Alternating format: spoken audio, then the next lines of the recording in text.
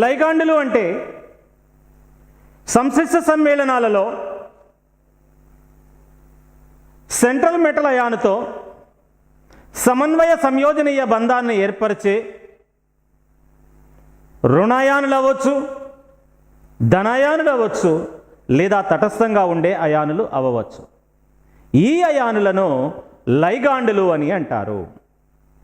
లైగాండ్కు ఉండాల్సిన ప్రధానమైన లక్షణం ఏంటంటే దాని యొక్క వ్యాలెన్సీ స్థాయిలో ఒంటరి ఎలక్ట్రాన్ జంట అనేది ఉండాలి. అది ధనాత్మకమా రుణాత్మకమా తటస్థమా అనేది మనకు అనవసరం. దానిలో ఒంటరి ఎలక్ట్రాన్ జంట ఉండాలి. ఆ ఒంటరి ఎలక్ట్రాన్ జంట మెటల్ అయానుతో సమన్వయ సంయోజనీయ బంధంలో పాల్గొనే స్థితిలో ఉండాలి. అలాంటి వాటినే మనం లైగాండులు అని అంటారు. మన ఉదాహరణగా మనం తీసుకున్నట్లయితే Cl-, Br-, OH-, ఇలాంటివన్నీ కూడా సెంట్రల్ మెటల్ అయానుతో సమన్వయ సంయోజనీయ బంధాలను ఏర్పరుస్తాయి. అదేవిధంగా NH3, H2O మొదలగునవి. ఇక్కడ మనకి NH3లో ఒక జత ఎలక్ట్రాన్ ఉంటుంది, H2Oలో 2 జతల ఒంటరి ఎలక్ట్రాన్ జంటలు ఉంటాయి. ఇక్కడ ఒకే పరమాణువు మీద ఒక జత ఉన్నా, 2 జతలున్నా, 3 జతలున్నా అది ఏర్పరిచే సమన్వయ సంయోజనీయ బంధం మాత్రం ఒకటే. ఇక్కడ ఒక బంధం ఉంది కాబట్టి 2 ఏర్పడతాయి అనుకోబాకండి. వీటిని యాక్టివ్ సైట్స్ అంటారు, క్రియాశీలక స్థానాలు అంటారు. ఏ ఒంటరి ఎలక్ట్రాన్ జంట అయితే సమన్వయ సంయోజనీయ బంధాన్ని ఏర్పరచడానికి సిద్ధంగా ఉంటుందో ఆ ఒంటరి ఎలక్ట్రాన్ జంటను యాక్టివ్ సైట్ అంటారు, క్రియాశీలక స్థానము అంటారు. ఈ క్రియాశీలక స్థానాలు ఒక అణువులో ఎన్ని ఉన్నాయి అనే దాన్ని బట్టి మళ్ళా తిరిగి లైగాండ్లను మనం అనేక రకాలుగా విభజించవచ్చు. ఒకటొచ్చేసి మోనోడెంటేట్ లైగాండ్. మోనోడెంటేట్ అంటే ఇలాంటి లైగాండ్లు ఒకే ఒక సంయోజనీయ బంధాన్ని ఏర్పరుస్తాయి. ఇవన్నీ కూడా మోనోడెంటేట్ లైగాండ్లే. బైడెంటేట్ లైగాండ్లు. బైడెంటేట్ లైగాండ్ అంటే ఒకే లైగాండ్ కానది 2 వైపుల నుంచి మనకు బంధాలను ఏర్పరిచే సామర్థ్యాన్ని కలిగి ఉంటుంది. ఉదాహరణకు మనం తీసుకున్నట్లయితే ఇథైలిన్ డయామీన్ అంటారు, దీన్ని ఈఎన్ అంటారు. ఇథైలిన్ డయామీన్. ఇథిలిన్ అంటే ఏంటి? CH2 double bond CH2. ఈ ఇథిలిన్లో ఈ డబుల్ బాండ్ స్థానంలో సింగిల్ బాండ్ ఏర్పరుస్తూ ఇక్కడ NH2 మరియు ఇక్కడ NH2 వస్తే దీన్ని ఇథిలిన్ డయామీన్ అంటారు. ఈ ఇథిలిన్ డయామీన్లో ఏమవుతుందంటే ఇక్కడ ఒక ఒంటరి ఎలక్ట్రాన్ జంట ఉంటుంది, ఈ నైట్రోజన్ మీద ఒక ఒంటరి ఎలక్ట్రాన్ జంట ఉంటుంది. కాబట్టి మెటల్ అయానికి అనుసంధానించినప్పుడు ఈ 2 కూడా 2 సంయోజనీయ బంధాలను ఏర్పరుస్తాయి. రిమెంబర్, అక్కడ H2Oలో ఉన్న 2 జతలు ఒకే ఆక్సిజన్ మీద ఉన్నాయి. ఇక్కడ అట్లా సాధ్యం కాదు. ఇలా 2 ఒకే అణువు, ఇది మొత్తం కలిపి ఒకే అణువు. ఒకే అణువులో ఈ చివరి నుంచి ఒకటి, ఈ చివరి నుంచి ఒకటి అక్కడ బంధాలను ఏర్పరిచే సామర్థ్యాన్ని కలిగి ఉంటుందన్నమాట. సో ఇలాంటప్పుడు ఇట్లా సైక్లిక్గా మనకు ఏర్పడుతుంది. అంటే మెటల్ అయాన్ ఇలా ఉన్నట్టయితే ఈ మెటల్ అయాన్కి ఇక్కడ NH2, CH2, CH2, NH2 ఇలా వస్తుంది కదా. ఇలా వచ్చినప్పుడు ఏమవుతుంది? ఒక వలయంలాగా ఏర్పడుతుంది. వీటిని కీలియేటెడ్ డైగాండ్స్ అని కూడా అంటారు. వలయ లైగాండ్లు అంటే ఒక వలయంలాగా మెటల్ అయాన్తో బంధాలను ఏర్పరుస్తాయి. దీనికి 2 యాక్టివ్ సైట్స్ ఉన్నాయి కాబట్టి వీటిని బైడెంటేట్ అని అంటారు. ఇక్కడ ఇంకొక పదం వస్తుంది, యాంబిడెంటేట్ అంటారు. యాంబిడెంటేట్కి బైడెంటేట్కి ఒక వ్యత్యాసం ఉంది. అంటే అది ఏంటంటే ఉదాహరణకు SCN, NCN, CN లేదా NC ఇవి చూసినట్లయితే ఇక్కడ సల్ఫర్లో ఒంటరి ఎలక్ట్రాన్లు ఉంటాయి, నైట్రోజన్లో కూడా ఒంటరి ఎలక్ట్రాన్లు ఉంటాయి. ఇప్పుడు ఇక్కడ ఇది మరి బైడెంటేట్గా ఉంటుందా అంటే వీటిని బైడెంటేట్ అనరు. ఇక్కడ ఏం జరుగుతుందంటే ఈ వైపు నుంచి సమన్వయ సంయోజనీయ బంధం ఏర్పడవచ్చు, ఈ వైపు నుంచి ఫర్ ఎగ్జాంపుల్ ఇలా ఏర్పడవచ్చు సమన్వయ సంయోజనీయ బంధం, లేదా కార్బన్తో కూడా సమన్వయ సంయోజనీయ బంధం. అంటే ఒకే అణువు లేదా అయానులో 2 వైపుల నుంచి కూడా అదే ఏర్పరిచే సమన్వయ సంయోజనీయ బంధం ఒకటే. కానీ ఈ వైపు నుంచైనా సమన్వయ సంయోజనీయ బంధం ఏర్పరచవచ్చు, ఆ చివరి నుంచైనా సమన్వయ సంయోజనీయ బంధం ఏర్పడవచ్చు. అలాంటి వాటిని ఏమంటారు అంటే యాంబిడెంటేట్ లైగాండ్స్ అంటారు. బైడెంటేట్ అంటే ఒకేసారి రెండు సమన్వయ సంయోజనీయ బంధాలు ఏర్పడాలి ఒక అణువులోని రెండు సైట్స్. కానీ ఇక్కడ రెండు సైట్స్ ఉన్నాయి, కానీ ఒక సైట్ మాత్రమే యాక్టివ్ అయితే రెండోది ఆటోమేటిక్గా ఇన్యాక్టివ్ అయిపోతుంది. ఈ వైపు నుంచేనంటే అటు సల్ఫర్ నుంచి అయినా బంధం ఏర్పడుతుంది, వెంటనే ఎన్ డియాక్ట్ అవుతుందన్నమాట. అలాగే ఎన్ నుంచి బంధం ఏర్పడితే ఎస్ డియాక్టివేట్ అవుతుంది. సో బైడెంటేట్కి యాంబిడెంట్కి మధ్య ఉన్న వ్యత్యాసం అది.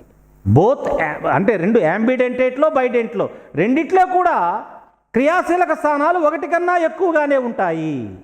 కానీ ఒకటి బంధం ఏర్పడిన తర్వాత, ఒకటి సమన్వయ సంయోజనీయ బంధాన్ని ఏర్పరిచిన తర్వాత రెండోది క్రియారహితంగా మారిపోతుంది. వాటిని యాంబిడెంట్ అంటారు.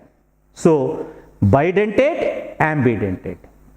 కొన్ని ఉంటాయి 3 క్రియాశీలకాలు ఉంటాయి, వాటిని ట్రైడెంటేట్ అంటారు. 4 ఉంటాయి టెట్రాడెంటేట్. సో వీటన్నిటిని కలిపి జనరల్గా పాలీడెంటేట్ లైగాండ్లు అనే పేరుతో మనం పిలుస్తూ ఉంటాము. సో ఈ లైగాండ్లను గురించిన సమాచారము ఇది. అట్లాగే హెటరోలెప్టిక్ కాంప్లెక్సెస్, హోమోలెప్టిక్ కాంప్లెక్సెస్ అని కూడా అంటారు. సంశ్లిష్ట సమ్మేళనాలలో సజాతీయ సంశ్లిష్ట సమ్మేళనాలు, విజాతీయ సంశ్లిష్ట సమ్మేళనాలు. అంటే సంశ్లిష్ట సమ్మేళనంలో ఈ కోఆర్డినేషన్ అయాన్ని ఏర్పరిచేటప్పుడు అన్ని కోఆర్డినేట్ అంటే అన్ని లైగాండ్లు ఒకే అణువు లేదా అయాన్లకు చెందిన ఉంటే వాటిని హోమోలిప్టిక్ కాంప్లెక్సెస్ అంటారు. అలా కాకుండా వేర్వేరు అయానులతో కూడిన సమ్మేళనాలు ఉన్నట్లయితే, అంటే సమన్వయ సంయోజనీయ బంధాలు ఉన్నట్లయితే వాటిని హెటరోలిప్టిక్ కాంప్లెక్సెస్ అని అంటారు. అంటే ఫర్ ఎగ్జాంపుల్ మనం తీసుకున్నట్లయితే కోబాల్ట్ ఏర్పరిచే సమ్మేళనాలలో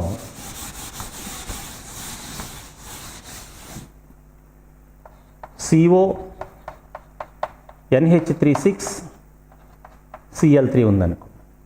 ఇప్పుడు ఇక్కడ మనం గమనిస్తే కోబాల్ట్లో ఇక్కడ మొత్తం 6 సమన్వయ సంయోజనీయ బంధాలు, 6 బంధాలు కూడా అమోనియాతోనే ఏర్పడతాయి. క్లోరిన్ ఉన్నప్పటికీ ఇది అయానికం కాబట్టి ఇది ఇందులోకి రాదు. సో 6 ఒకే రకమైన లైగాండ్లు, వీటిని ఏమంటారంటే హోమోలైటిక్ కాంప్లెక్సెస్ అంటారు. అలా కాకుండా హెటరోలైటిక్ కాంప్లెక్సెస్, ఫర్ ఎగ్జాంపుల్ ప్లాటినం ఉంది. ఈ ప్లాటినము లోపల 2 క్లోరిన్లతో ఒక ఇథైలిన్ డయామిన్తో మనకు బంధాన్ని ఏర్పరిచింది అనుకోండి. అప్పుడేమవుతుందంటే ఇక్కడ ఈ కాంప్లెక్స్లో మనం తీసుకున్నట్లయితే ఇటు క్లోరిను ఒక రకమైన లైగాండు, ఇథైలిన్ డయామిన్ అనేది మరి ఒక రకమైన, ఇలాంటి వాటిని ఏమంటారంటే హెటరోలైటిక్ కాంప్లెక్సెస్ అని అంటారు. హోమోలైటిక్ కాంప్లెక్సెస్, హెటరోలైటిక్ అంటే ఒకే రకమైన లైగాండ్లు ఉంటే వాటిని హోమోలైటిక్ అని, వేరువేరు రకాల లైగాండ్లు ఉన్నట్లయితే వాటిని హెటరోలైటిక్ అని అంటారు. కాబట్టి ఇప్పుడు లైగాండ్ల గురించి ఇప్పుడు మనం నేర్చుకున్న సమాచారాన్ని మనం గమనిస్తే లైగాండ్ అనేది రుణం అవ్వచ్చు, ధనం అవ్వచ్చు, లేదా న్యూట్రల్గా కూడా ఉండవచ్చు. కండిషన్ ఏంటంటే అది సమన్వయ సంయోజనీయ బంధాన్ని ఏర్పరిచే స్థితిలో ఉండాలి. సమన్వయ సంయోజనీయ బంధం ఏర్పడాలి అంటే దాంట్లో ఒక జత ఒంటరి ఎలక్ట్రాన్లు ఉండాలి. ఆ ఎలక్ట్రాన్ జంటనే మనం ఏమంటారు అంటే, కాబట్టి లైగాండ్లలో ఏంటంటే ఒంటరి ఎలక్ట్రాన్ జంట ఉండాలి. అది సమన్వయ సెంట్రల్ మెటల్ ఆటంతో సమన్వయ సంయోజనీయ బంధాన్ని ఏర్పరిచే సామర్థ్యాన్ని కలిగి ఉండాలి. ఆ ఒంటరి ఎలక్ట్రాన్ జంటలనే మనం ఏమంటామంటే యాక్టివ్ సైట్స్ అని అంటారు. ఈ యాక్టివ్ సైట్స్లో కొన్ని లైగాండ్లు ఒకే ఒక యాక్టివ్ సైట్ని కలిగి ఉంటాయి, కొన్ని 2 కలిగి ఉంటాయి, కొన్ని 3 కలిగి ఉంటాయి, కొన్ని 4 యాక్టివ్ సైట్స్ని కలిగి ఉంటాయి. అలా వాటిలో ఉన్న యాక్టివ్ సైట్స్ యొక్క సంఖ్యను బట్టి ఈ లైగాండ్లను మోనోడెంటేట్ లైగాండ్లని, బైడెంటేట్ లైగాండ్లని, ట్రైడెంటేట్ లైగాండ్లని, టెట్రాడెంటేట్ లైగాండ్లని అంటారు. బైడెంటేట్ కన్నా పైన లైగాండ్లన్నింటినీ కూడా ఇన్ జనరల్గా మనము పాలీడెంటేట్ అని అంటారు. ఇక్కడ మనకు యాంబిడెంటేట్ అనే లైగాండ్ల గురించి కూడా మనం చూసాం. ఇక్కడ కొన్ని లైగాండ్స్లో ఏంటంటే అణువులో అంటే సపోజ్ ఫర్ ఎగ్జాంపుల్ SCNనే మనం తీసుకుంటే సల్ఫర్ వైపు నుంచి కోఆర్డినేట్ బాండ్ ఏర్పడవచ్చు, నైట్రోజన్ వైపు నుంచి అయినా కూడా కోఆర్డినేట్ బాండ్. అలాగే సైనైడ్లో మనం తీసుకుంటే N నుంచి కోఆర్డినేట్ బాండ్ కావచ్చు, C నుంచి కూడా కోఆర్డినేట్ బాండ్ ఫామ్ అవ్వచ్చు. అలాగే NO2లో మనం తీసుకుంటే నైట్రోజన్ నుంచి బాండ్ ఫామ్ అవ్వచ్చు, లేదా ఆక్సిజన్ నుంచి బాండ్ ఫామ్ అవుతుంది. వీటన్నిటినీ కూడా ఏమంటారు అంటే యాంబిడెంట్ లైగాండ్స్ అంటారు. ఇక్కడ మనకు యాంబిడెంట్కి బైడెంట్కి మధ్య ఉన్న వ్యత్యాసం ఏంటంటే బైడెంట్లో ఒకేసారి రెండు సమన్వయ సంయోజనీయ బంధాలు సెంట్రల్ మ్యాటంలో ఏర్పడతాయి. అదే యాంబిడెంట్లోకి వచ్చేసరికి యాక్టివ్ సైట్స్ రెండు ఉన్నప్పటికీ ఒకవైపు నుంచి మాత్రమే సమన్వయ సంయోజనీయ బంధం అనేది ఏర్పడుతుంది. ఎప్పుడైతే ఒక బంధం ఏర్పడిందో ఆటోమేటిక్గా రెండో యాక్టివ్ సైట్ అనేది డీయాక్టివ్ అయిపోతుంది, క్రియారహితము అయిపోతుంది. అట్లాంటి వాటిని యాంబిడెంటేట్ లైగాండ్స్ అని అంటారు. కొన్ని లైగాండ్స్ ఉంటాయి, అవి బ్రిడ్జెస్గా కూడా వర్తిస్తూ ఉంటాయి. బ్రిడ్జ్ లైగాండ్స్ అంటారు. అంటే ఫర్ ఎగ్జాంపుల్ మనకు క్లోరిన్ మనం ఐరన్ కాంపౌండ్స్లో మనం తీసుకుంటే రెండు కాంప్లెక్సెస్ Fe అనే రెండు కాంప్లెక్సెస్ మనకు ఉన్నప్పుడు ఇక్కడ ఈ క్లోరిన్ అనేది ఇలా రెండు సెంట్రల్ మెటల్ ఆటంలతో అది బంధాలను ఏర్పరిచి అక్కడ మనకు బ్రిడ్జ్ లాగా కూడా అది ప్రవర్తిస్తూ ఉంటుంది. వీటిని ఏమంటారంటే బ్రిడ్జ్ లైగాండ్స్ అని అంటారు. ఇక్కడ క్లోరిన్ అనేది రెండు మెటల్ ఆటమ్స్తో కూడా ఇక్కడ ఒక వంతెనలాగా మనకి ఇక్కడ నిర్మాణాన్ని ఏర్పరుస్తుంది. వీటిని ఏమంటారంటే బ్రిడ్జ్ లైగాండ్స్ అని అంటారు. కాబట్టి ఈ లైగాండ్ల గురించి ఉండే సమాచారం ఇది. లైగాండ్ అంటే ఏంటి? సంశ్లిష్ట సమ్మేళనాలు ఏర్పరిచే లోహ అయానుతో ఏ అయానులైతే అది అయాన్ అవ్వచ్చు లేదా న్యూట్రల్ మాలిక్యూల్ అవ్వచ్చు సమన్వయ సంయోజనీయ బంధాన్ని అన్డిసోసియేటెడ్ బాండ్ని ఏర్పరుస్తుందో వాటిని లైగాండ్లు అంటారు. ఇది జలద్రావణాలలో ఇవి అయనీకరణము చెందవు. కాబట్టి ఈ కాంప్లెక్స్ల యొక్క దీన్ని వివరించడానికి మనకు వెర్నర్ అనే శాస్త్రజ్ఞుడు ఒక సిద్ధాంతాన్ని ప్రతిపాదించడం జరిగింది. దాన్నే వెర్నర్ సిద్ధాంతము అని అంటారు. ఆ వెర్నర్ సిద్ధాంతాన్ని చూద్దాం. ఈ విధంగా ఆల్ఫ్రెడ్ వెర్నర్ అనే శాస్త్రజ్ఞుడు ఒక సిద్ధాంతాన్ని ప్రతిపాదించాడు. దీన్నే వెర్నర్ సిద్ధాంతం అని అంటారు. ఇది చాలా ఇంపార్టెంట్. మనకు 4 మార్కుల ప్రశ్నలలో ఇది కంపల్సరీ క్వశ్చన్, ఇక్కడ నుంచి రావడానికి ఎక్కువ అవకాశం ఉన్న క్వశ్చన్ అనమాట. ఈ కోఆర్డినేట్ కాంపౌండ్స్లో మనకు ముఖ్యంగా బోర్డ్ ఎగ్జామినేషన్స్లో మనం గమనించినట్లయితే ఈ వెర్నర్ సిద్ధాంతం మీద, వెర్నర్ స్ట్రక్చర్స్ మీద మరియు IUPAC నామింక్లేచర్ మీద మరియు ఐసోమెరిజం మీద, ఈ వీటి మీదనే ఎక్కువగా మనలను ఈ ప్రశ్నలు అడగటం జరుగుతుంటుంది. 4 మార్క్స్ క్వశ్చన్స్ దీని మీద బేస్ అయ్యి వస్తూ ఉంటాయి. ఈ వెర్నర్ సిద్ధాంతం ఏం చెప్తుందంటే ఈ సెంట్రల్ మెటల్ అయాన్ అంటే డి బ్లాక్కు చెందిన ఈ మెటల్ అయాన్స్ ఏవైతే ఉంటాయో ఇవి 2 రకాల వ్యాలెన్సీస్ని కలిగి ఉంటాయి. ఒకటి ప్రైమరీ వ్యాలెన్సీ, ప్రాథమిక వ్యాలెన్సీ, 2 ద్వితీయ వ్యాలెన్సీ.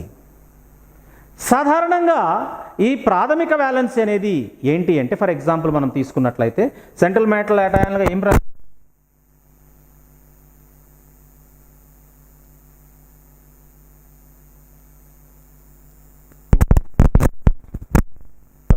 Pt +2 అలాగే కాపర్ +2 ఇలాంటివన్నీ కూడా మనకు ఇవి సెంట్రల్ మెటల్ అయాన్లుగా ఉండటానికి అవకాశం ఉంటుంది. ఈ సెంట్రల్ మెటల్ అయాన్స్ ఏవైతే ఉంటాయో ఇవి 2 రకాల వ్యాలెన్సీస్ని కలిగి ఉంటాయి. ఈ సెంట్రల్ మెటల్ అయాన్స్ అనేవి 2 రకాల వ్యాలెన్సీస్ని కలిగి ఉంటాయి. ప్రాథమిక వ్యాలెన్సీ మరియు ద్వితీయ వ్యాలెన్సీ, ప్రైమరీ వ్యాలెన్సీ మరియు సెకండరీ వ్యాలెన్సీ అంటారు. ఈ ప్రాథమిక వ్యాలెన్సీ అనేది ఏంటి అంటే ఇది ఏర్పరిచే అయానిక బంధం మీద ఆధారపడి ఉంటుంది. జనరల్గా ఇదేంటంటే దీని యొక్క ఆవేశానికి, దీన్నే మనం ఆక్సీకరణ స్థితి అని అంటారు. ఇక్కడ ఫెర్రస్ ఉన్నట్లయితే దీని యొక్క ఆక్సీకరణ స్థితి +2, కాబట్టి దీని ప్రైమరీ వ్యాలెన్సీ 2. ఇక్కడ Fe+3 దీని ప్రైమరీ వ్యాలెన్సీ 3. ఇక్కడ CO+3 దీని ప్రైమరీ వ్యాలెన్సీ 3. ఇక్కడ platinum +2 primary valency 2, copper +2 primary valency 2. ఇవి ప్రైమరీ వ్యాలెన్సీస్ అనేవి ఆక్సీకరణ సంఖ్యకు దాదాపుగా సమానంగా ఉంటాయి. దానికి తగ్గట్టుగా ఇవి అయానులతో బంధాలను ఏర్పరుస్తాయి. వాటినే అయానిక బంధాలు అని అంటారు. అవి ఏర్పరిచేవి వచ్చే నెగిటివ్ అయాన్స్ యొక్క సంఖ్యను బట్టి ఇక్కడ అయానిక బంధాలు అనేవి ఏర్పడుతూ ఉంటాయి. ఈ బంధాలు అనేవి అయనైజబుల్ అంటే అయనీకరణం చెందగలిగిన బంధాలు. అంటే వీటిని జలద్రావణాల్లో వేసినప్పుడు ఇవి ఏర్పరిచే ఏ అయాన్ అయితే దీంతో అయానిక బంధాన్ని ఏర్పరుస్తుందో ఆ అయాను విడిగా మళ్ళా జలద్రావణంలో వేసినప్పుడు అయనీకరణం చెంది అది బయటకు వెళ్ళిపోయే అవకాశాన్ని కలిగి ఉంటుంది. అలాగే ఈ సెంట్రల్ మెటల్ అయానులు 2వ రకమైన వ్యాలెన్సీని కూడా ప్రదర్శిస్తాయి. ఆ 2వ రకమైన వ్యాలెన్సీని ఎందుకు ప్రదర్శిస్తాయి అంటే వీటిలో ఖాళీ డి ఆర్బిటాల్ ఉంటుంది. డి బ్లాక్ మూలకాలన్నింటిలో కూడా వ్యాలెన్సీ స్థాయిలో నీకు ఖాళీ డి ఆర్బిటాల్ ఉన్న కారణంగా ఈ అయానులు ఆ ఖాళీ ఆర్బిటాల్లోకి ఒంటరి ఎలక్ట్రాన్ జంటలను ఆకర్షిస్తూ సమన్వయ సంయోజనీయ బంధాలను ఏర్పరిచే సామర్థ్యాన్ని కలిగి ఉంటాయి. అవి ఏర్పరిచే ఆ సమన్వయ సంయోజనీయాల బంధాల సంఖ్యనే సమన్వయ సంఖ్య లేదా కోఆర్డినేషన్ నంబర్ అని అంటారు. సాధారణంగా ఈ కోఆర్డినేషన్ నంబర్ 2గా కానీ 6గా కానీ 4గా కానీ ఉంటుంది. అంటే సరి సంఖ్యల్లోనే ఉంటూ ఉంటాయి కోఆర్డినేషన్ నంబర్స్. జనరల్గా వీటి యొక్క ఆక్సీకరణ స్థితికి డబుల్ ఉంటుంది. మనకి ఇక్కడ మనం తీసుకున్నట్లు అనుకోండి, ఇక్కడ మనకు దీని Fe+2లో మనం తీసుకుంటే కోఆర్డినేషన్ నంబర్ వచ్చేసరికి మనకు దాదాపు 6 కోఆర్డినేషన్ నంబర్నిది కలిగి ఉంటుంది. అంటే అన్నిట్లో నేను చెప్పినట్టు డబల్ అనేది ఏం కాదు. ఇక్కడ ఫెర్రస్ ఫెర్రిక్ రెండు కూడా 6 కోఆర్డినేషన్ నంబర్ని ప్రదర్శిస్తూ ఉంటాయి. కోబాల్ట్ వచ్చినా కూడా 6. అదే ప్లాటినం వచ్చినట్లయితే ఇవి రెండు కూడా 4. జనరల్గా 4 లేదా 6 సమన్వయ సంఖ్యలను ఇవి ప్రదర్శిస్తాయి. అలాగే 2 సమన్వయ సంఖ్యను కూడా ప్రదర్శిస్తాయి. జనరల్గా ఈ 6 సమన్వయ సంఖ్యను ప్రదర్శించే ఈ కోఆర్డినేషన్ అంటే సంశ్లిష్ట సమ్మేళనాలన్నీ కూడా జనరల్గా ఎలా ఉంటాయంటే ఆక్టాహెడ్రల్ షేప్లో ఉంటాయి. అంటే 6 బంధాలు ఉంటాయి కాబట్టి ఆ కోఆర్డినేషన్ స్పియర్ ఏదైతే ఉంటుందో అది ఆ సమ్మేళనం ఏదైతే ఉంటుందో అది ఆక్టాహెడ్రల్ ఆకృతిలో ఉంటుంది. అలా కాకుండా ఈ 4 కోఆర్డినేషన్ ఉన్నప్పుడు స్క్వేర్ ప్లేనర్లో కానీ లేదా టెట్రాహెడ్రల్ షేప్లో కానీ అంటే వాటి యొక్క పరిస్థితిని బట్టి అంటే ఆ లైగాండ్ల యొక్క సామర్థ్యాన్ని బట్టి దాన్ని బట్టి ఈ 4 కోఆర్డినేషన్ ఉన్నప్పుడు స్క్వేర్ ప్లేనర్ లేదా టెట్రాహెడ్రల్ గాను 6 కోఆర్డినేషన్ నంబర్ ఉన్న కాంప్లెక్సెస్ అన్నీ కూడా ఆక్టాహెడ్రల్ షేప్లోనూ మనకు ఉంటూ ఉంటాయి. కాబట్టి వెర్నర్ సిద్ధాంత ప్రకారము లోహ అయానులు అనేవి ఏవైతే డి బ్లాక్కు చెందిన లోహ అయాన్లు అనేవి 2 రకాల వ్యాలెన్సీలను కలిగి ఉంటాయి. ఒకటి ప్రాథమిక వ్యాలెన్సీ, 2 ద్వితీయ వ్యాలెన్సీ. ప్రాథమిక వ్యాలెన్సీ అనేది అయానిక బంధాలను ఏర్పరుస్తుంది కాబట్టి ఇది రుణ అయానుల చేత ఆ అయానులకు సంబంధించిన ఎంతైతే ఛార్జ్ దీని ధనావేశం ఉంటుందో దానికి సరిసమానమైన రుణావేశాలు కలిగిన అయానులు అవి అయానిక బంధాలను ఏర్పరుస్తుంది. ఈ అయానిక బంధం ఏర్పడిన తర్వాత దీంట్లో ఖాళీ డి ఆర్బిటాలు ఉన్న కారణంగా సమన్వయ సంయోజనీయ బంధాలను ఏర్పరచగలిగే అయానులు అవ్వచ్చు, మాలిక్యూల్స్ అవ్వచ్చు. అది అయాన్ అనేది ధన అవ్వచ్చు, రుణ అవ్వచ్చు. వాటితో ఇవి సమన్వయ సంయోజనీయ బంధాలు ఏర్పరుస్తాయి. ఆ సమన్వయ సంయోజనీయ బంధాలను ఏర్పరిచే వాటినే ఆ అయానులు ఏవైతే ఉంటాయో సెంట్రల్ మ్యాటర్ వాటిని మనం లైగాండులు అనే పేరుతో మనం పిలుస్తూ ఉంటాము. ఈ లైగాండ్ యొక్క సంఖ్యను బట్టి దానిని ఆ కోఆర్డినేషన్ సంఖ్య అని అంటారు. ఎన్ని లైగాండ్లు అయితే దాన్ని అంటే ఎన్ని సమన్వయ బంధాలు అయితే ఏర్పడతాయో దానిని సమన్వయ సంఖ్య అని అంటారు. సాధారణంగా ఇది 6 లేదా 4 సమన్వయ సంఖ్యలలో కలిగిన సమ్మేళనాలను ఏర్పరుస్తుంటాయి. 6 ఉన్నట్లయితే అవి ఆక్టాహెడ్రల్ షేప్లో ఉంటాయి. మనకు 4 ఉన్నట్లయితే స్క్వేర్ ప్లేనర్లో కానీ టెట్రాహెడ్రల్ షేప్లో కానీ అవి ఉంటూ ఉంటాయి. ఇవి అన్అయనైజబుల్ అయనీకరణము చెందని బంధాలు.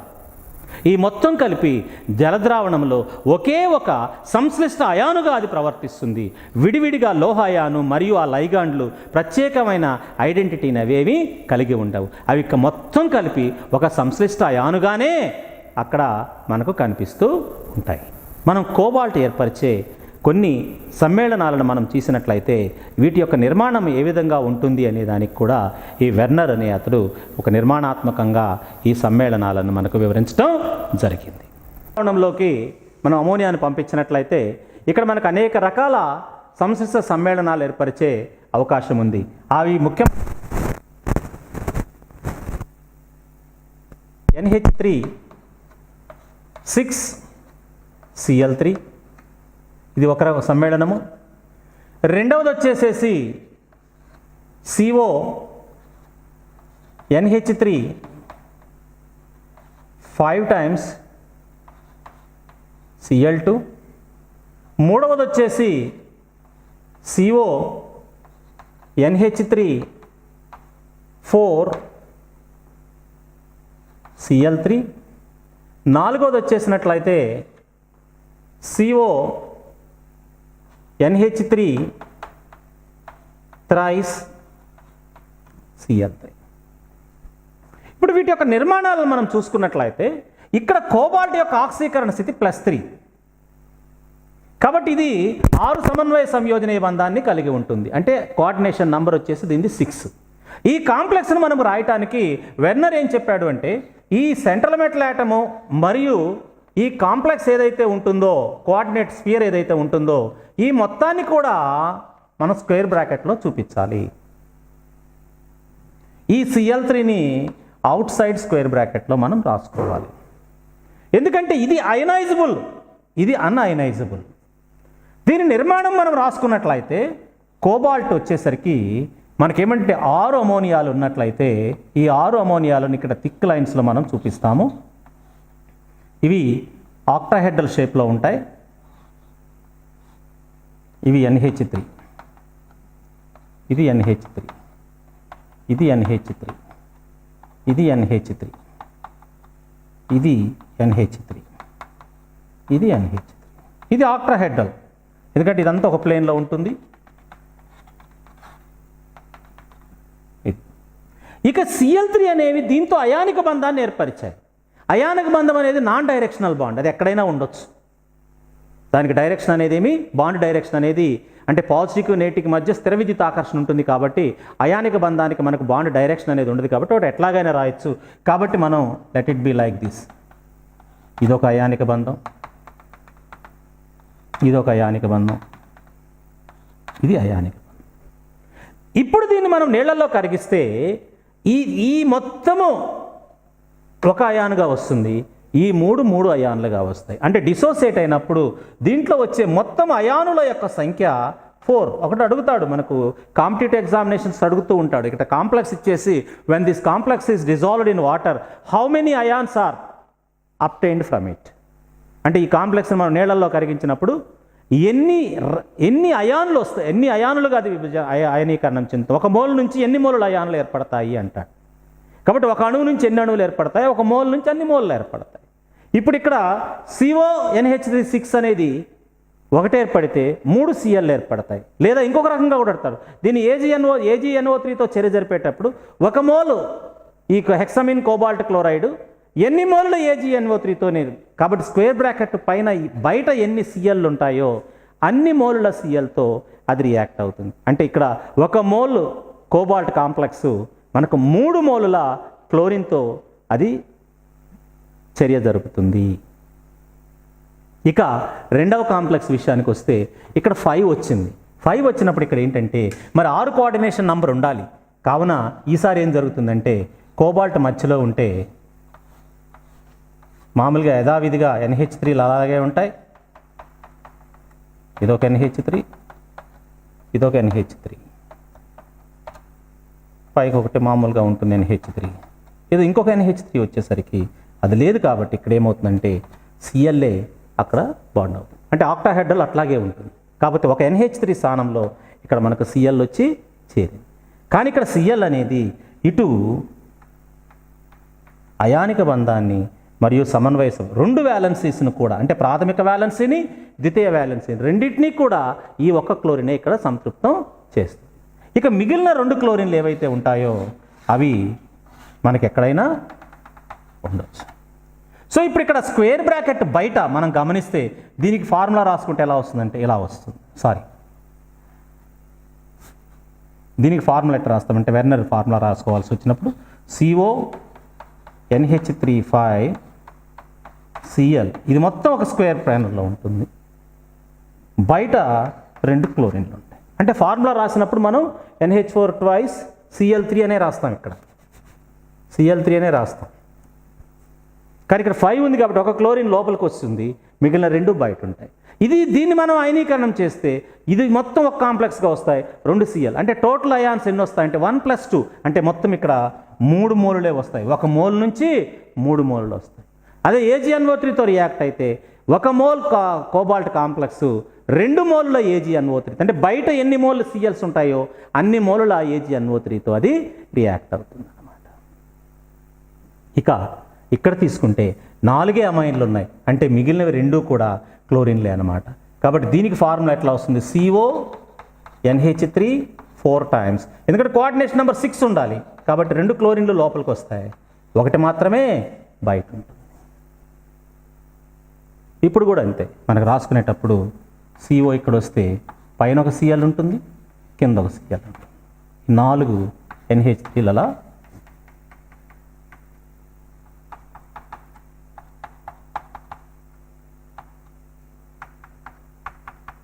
ఇప్పుడు ఈ Cl ఇటు కోవలెంట్ కోఆర్డినేట్ బాండ్ని మరియు అయానిక్ బాండ్ రెండింటినీ కూడా అవి సాటిస్ఫై చేయాలి. ఇక మిగిలిన మూడవ సిఎల్ వచ్చేసేసి అది ఎక్కడైనా ఉండొచ్చు. This is non directional. కాబట్టి దీన్ని మనం అయనీకరణం చేస్తే దీంట్లో నుంచి ఇదంతా ఒక అయానుగా ఇదొక అయానుగా వస్తుంది. అంటే మొత్తము 1+1 2 అయాన్స్ మాత్రమే ఇక్కడ మనకు వస్తుంది. దీన్ని AgNO3తో రియాక్ట్ చేస్తే మనకు 1 mole cobalt complex can react with 1 mole of AgNO3. అదేవిధంగా ఇక్కడ మనం తీసుకుంటే కేవలం 3 అమైన్లే ఉన్నాయి, 3 క్లోరిన్లు. అంటే టోటల్ కోఆర్డినేషన్ స్ఫియర్ ఇక్కడే ఉంటుంది. NH3 3Cl3 మొత్తం కూడా కోఆర్డినేట్ బాండ్లోకి వచ్చేసి అది అయనీకరణము చెందదు, అన్అయనైజబుల్.